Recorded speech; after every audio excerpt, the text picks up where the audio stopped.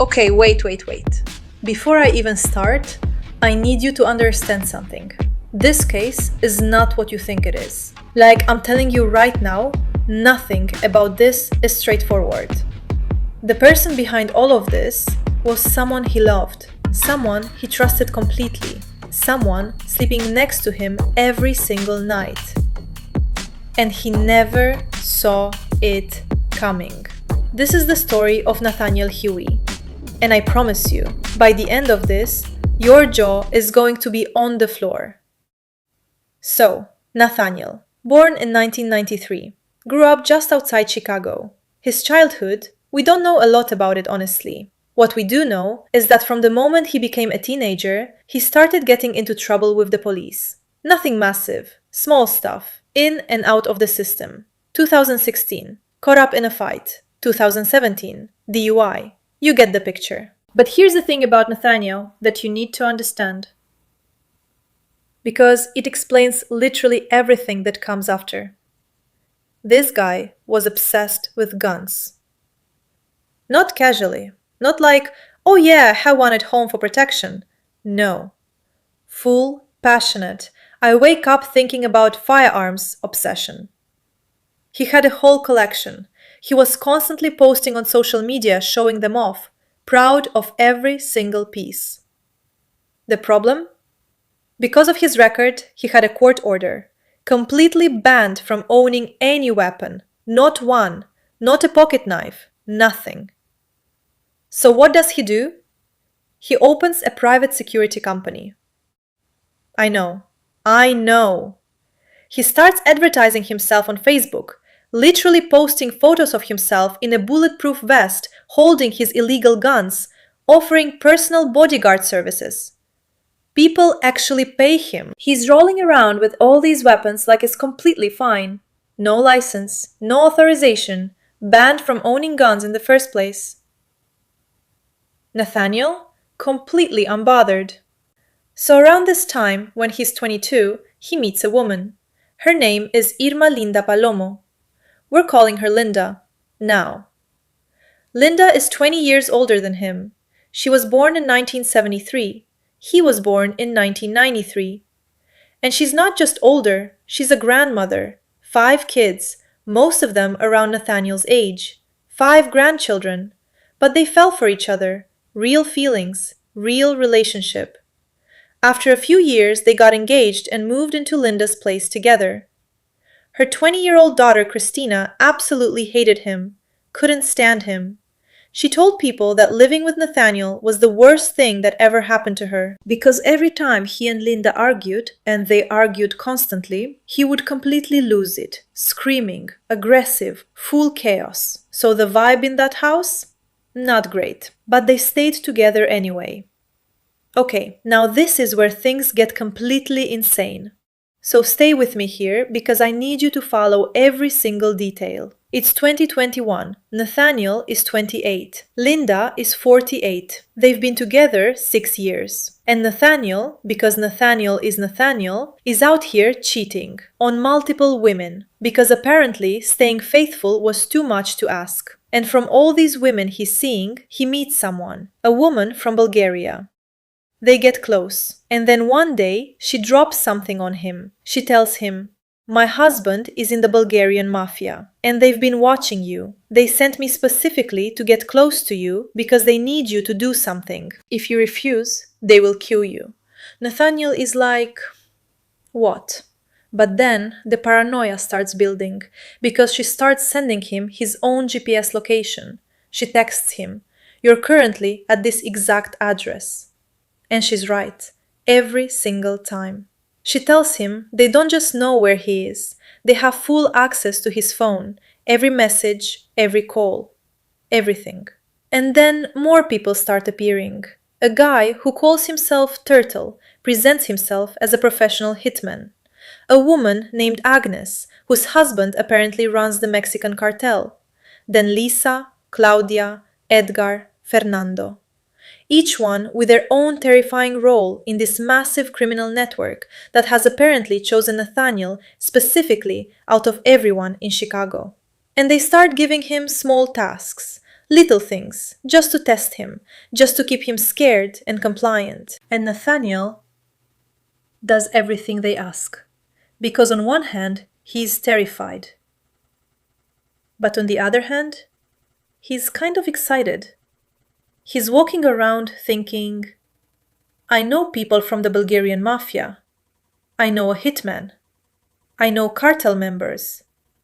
I matter. That mix of fear and ego, that's what kept him completely hooked. Fast forward to May 2023. Nathaniel starts a new job at a tech company. Good job. Stable. And at this job, he meets a woman named Zaid. They become friends first. Lunch together, hanging out after work. And then, it becomes something more. Now, Zaid is also married. Her husband, Alberto, is by all accounts a genuinely good man. Devoted father. His two sons, Adrian, who's 10, and Diego, who's 7, are literally his whole world. And Alberto had dealt with Zaid's infidelity before. He knew. He stayed anyway, probably for the kids, probably because he loved her, probably both. But this time, with Nathaniel, Zadie falls completely. She's leaving him little notes at work, writing him love letters, telling her friends he's the love of her life. They're talking about running away together, finding somewhere to live, just the two of them. Meanwhile, the Mafia is watching. They send Nathaniel a message. End it with Zadie, immediately. He ignores them, so they escalate. They start messaging Zadie directly. We have photos of you two. End this, or we send everything to your husband. Zadie's response? She doesn't care. Alberto already knows she cheats. That threat means nothing to her. So they go to Alberto himself. They send him everything. The affair, Nathaniel's criminal record, his guns, his history. They tell him his wife is putting his children in danger. And Alberto, honestly, one of the most dignified responses in this whole story, writes back and says, "Leave me out of this. My children are not your concern. I don't involve myself in my wife's relationships. Sort it out yourselves." He just refused to engage. Focused on his kids and walked away. But the Mafia, not done. They create a group chat. Zaide, Nathaniel, Alberto, all of them together. And they announce, if this relationship doesn't end, we will kill the entire family. Zaide, Alberto, both children. Alberto panics for his boys. He messages Nathaniel directly and begs him, "Please, just walk away. I'm scared for my kids." He even tells him, "She's done this before. She'll make you promises and break them. She'll always stay with her children in the end." But Nathaniel and Zaide don't break up. They fall even deeper. September 14th, 2023. The Mafia sends Nathaniel a message. They tell him they've found the person who's been leaking his location, his movements, his messages to them. It's someone close to him. Someone he trusts. They name her Zadie, the woman he loves, the woman he's planning to run away with. She's the informant. She's been feeding them everything this whole time. And Nathaniel's brain just starts connecting dots. The paranoia that's been building for months suddenly has a face. And in his completely deteriorated mental state, it makes a horrible kind of sense. He goes back to the Mafia. What do I do? How do I get out of this? Their answer is immediate. If you don't want her to kill you, you need to kill her first. And not just her, the whole family. Alberto, both children. A normal person calls the police. A normal person runs. A normal person does literally anything else. Nathaniel starts planning. He takes fake sick leave from work, spends entire days on the phone with Turtle, mapping out every detail. They study the layout of the house. They identify every entry point. They drive around the neighborhood and find every single surveillance camera on the street, so he can avoid all of them. They find a dark blind spot at the back of the house. No cameras, no neighbors, no witnesses. He loads up. Handgun, rifle, suppressor, hundreds of rounds of ammunition. Everything goes into a black bag, and while he's sitting there planning all of this, Zaidi is texting him, saying she misses him, asking why he's been distant. He doesn't respond. September 17th, 2023. For Zaidi, Alberto, and their boys, completely normal Sunday. Nothing unusual. Dinner, kids to bed, normal night. 3 a.m. Nathaniel is parked outside their house. He's in the passenger seat because he asked Linda to drive him. She had no idea what he was about to do. He just said he had something to handle. So Linda is sitting there, waiting. For 40 minutes he watches the house, waiting for the right moment. He gets out. He breaks a window at the back of the house to make it look like a burglary. Alberto wakes up, comes downstairs, finds Nathaniel. Nathaniel raises his gun, but Alberto runs. His only instinct: get to his children's bedroom, shield them. Nathaniel chases him, catches him just before he reaches the door. He shoots Alberto. In the house, there were 3 dogs, Alberto and Zaidi's dogs. They loved them like family. They go absolutely crazy, barking, panicking, not knowing what to do.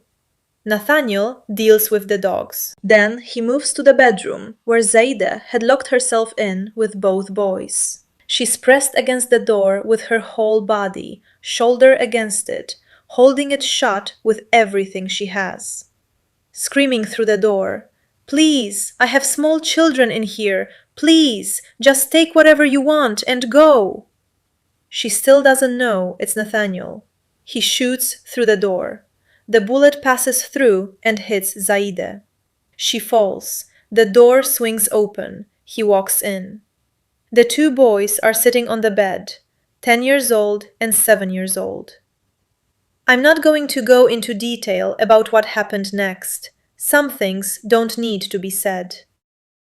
He then took a can of spray paint and wrote something on the wall to make it look like a gang hit. Walked out, got back in the car. Linda didn't ask a single question. They drove home. Went to sleep. The next morning, Zaidi doesn't show up to work. Alberto doesn't show up to work. The kids don't show up to school. The school calls. The office calls. No answer. Someone requests a welfare check. Police arrive at the house and find something I genuinely cannot describe to you properly. 4 people dead. 3 dogs dead. A home completely destroyed. The investigation opens. Police talk to co-workers and find out quickly that Nathaniel and Zaidi had been in a relationship. They go to him. "Were you seeing Zaidi?" He admits it, knows too many people saw them together. And then he says, almost desperately, "Please don't tell my fiancée. She doesn't know I was cheating on her."